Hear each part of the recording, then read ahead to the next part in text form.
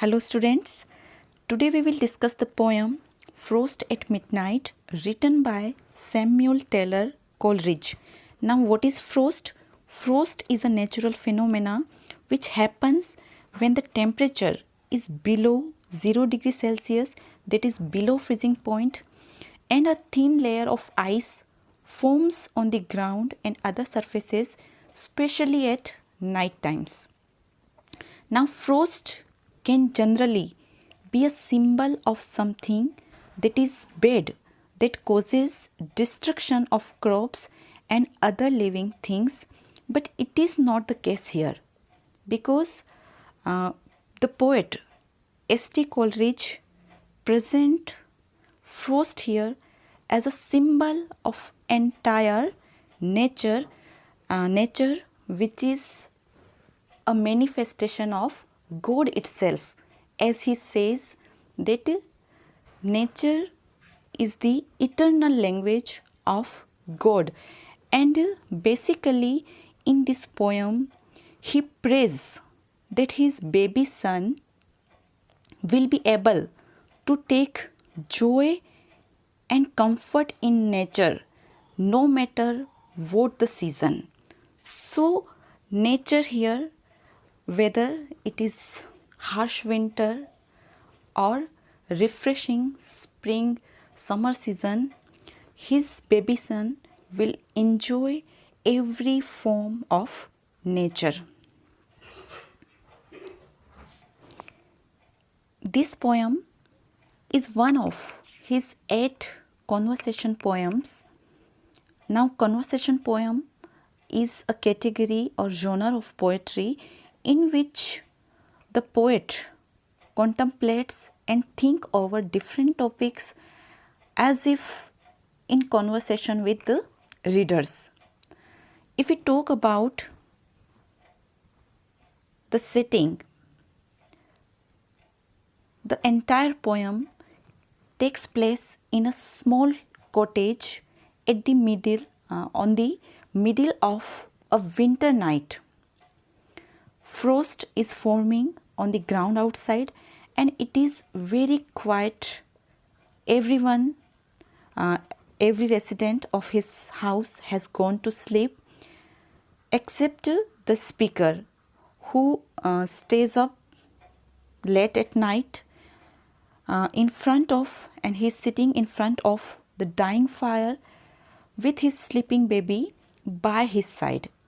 The speaker is the poet himself, and all his thoughts are addressed to his infant son, David Hartley Coleridge.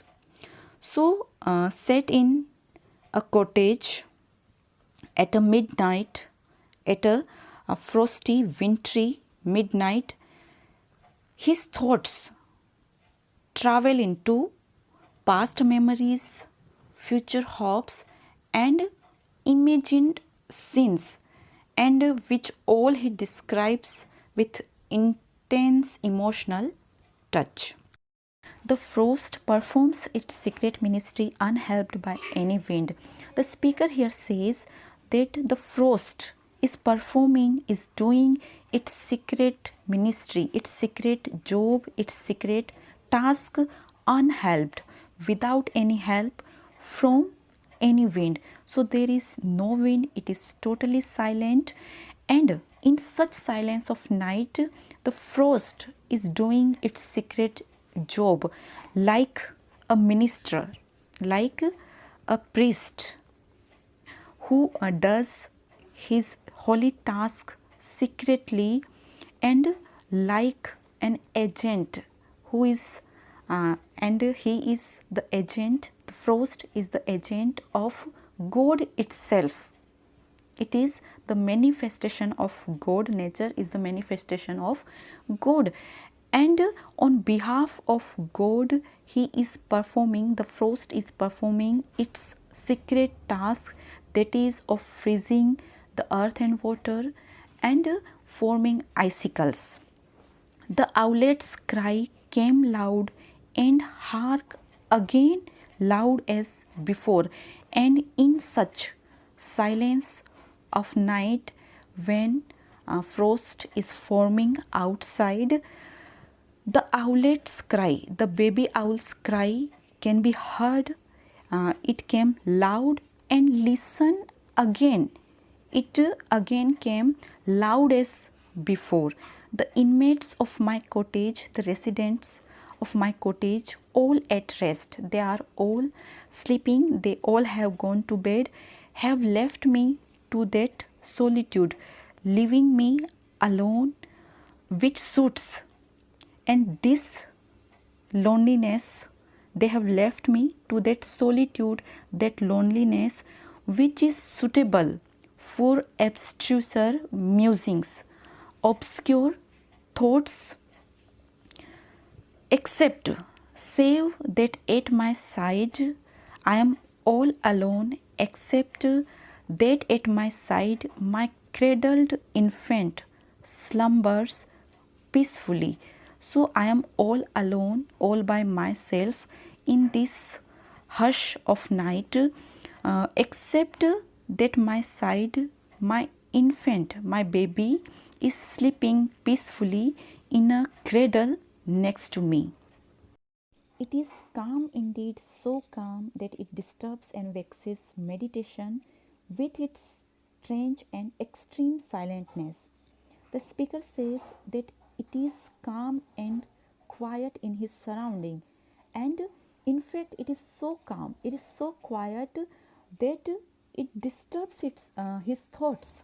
It is not possible for him to concentrate on any one thing, that it disturbs and vexes meditation with its strange, unusual, and extreme silentness. So the absolute silence is disturbing itself.